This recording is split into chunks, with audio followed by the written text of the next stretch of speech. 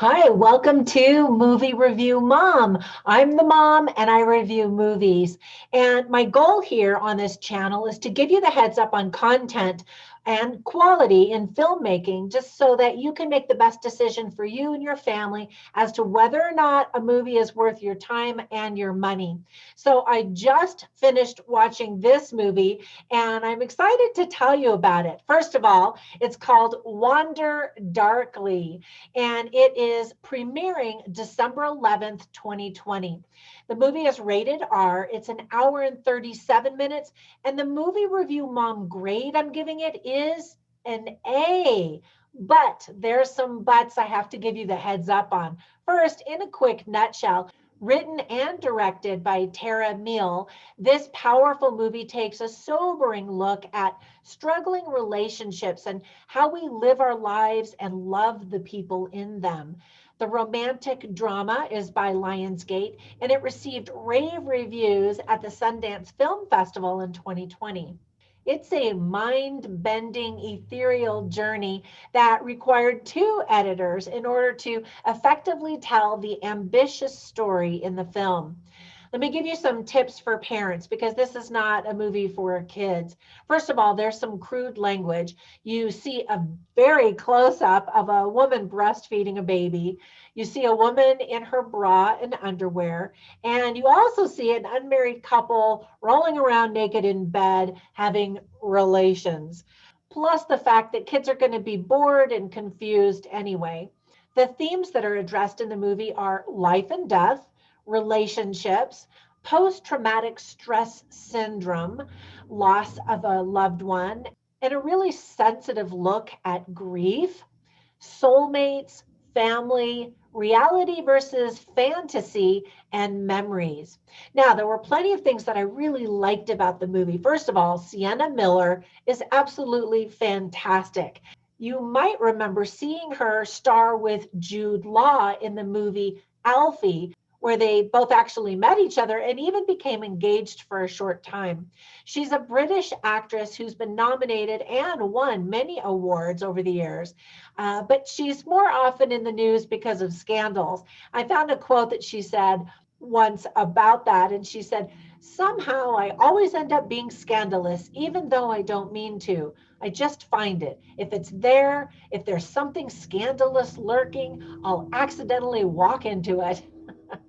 And by the way, did you know that her mother was a professional personal assistant to David Bowie? I thought that was kind of cool. Fun fact.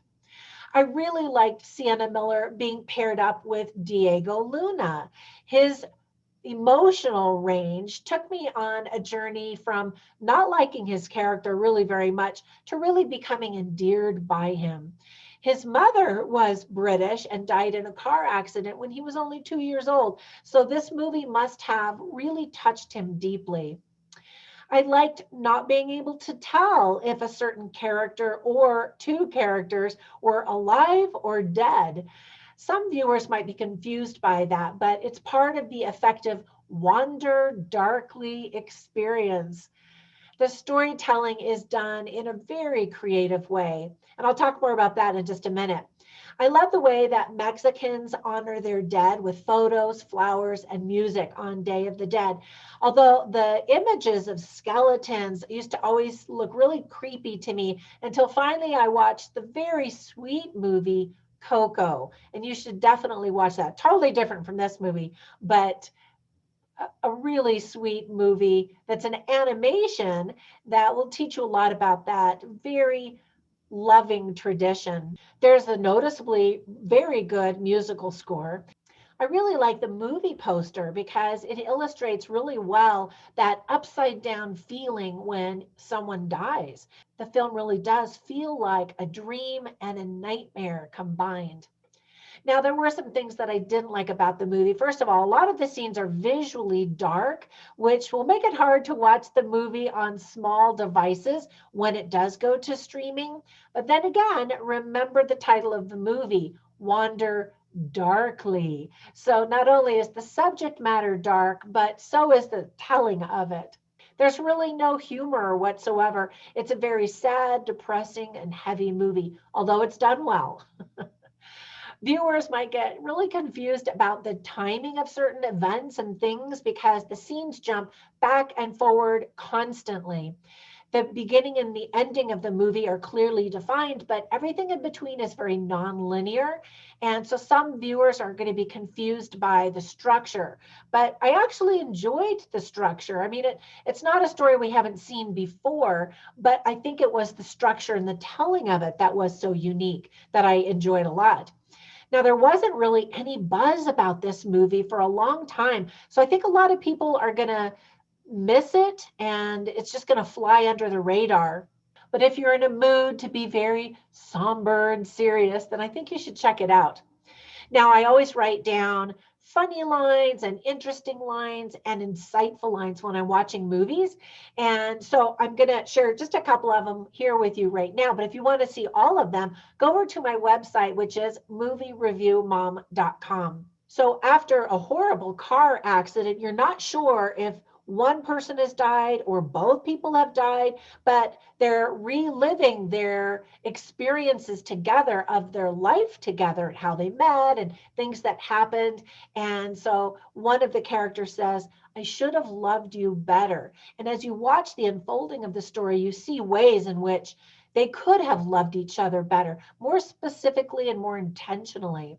And then another character says about that relationship, even if it gets messy and hard, take the good and the bad for better or for worse. So I love the insights in marriage that this movie presents. And for that, I really enjoyed the movie as well. Now, before I go, I want to share just a couple of recommendations for you of other movies that I think you will really be intrigued by. The first one is called What Dreams May Come. And it is also very dreamlike and really presents some interesting insights into life here and life hereafter. And believe it or not, it stars Robin Williams in a very dramatic role, and it's very sweet. And then another movie that I love watching when I'm feeling discouraged about life and how messy it can be is City of Angels, starring Meg Ryan and Nicolas Cage. It's a really fascinating movie that will make you enjoy every moment of the life that you have. All right, that's it for my review today. I hope that you enjoy any of those movies, and I will catch you in the next movie review. Until then, bye for now.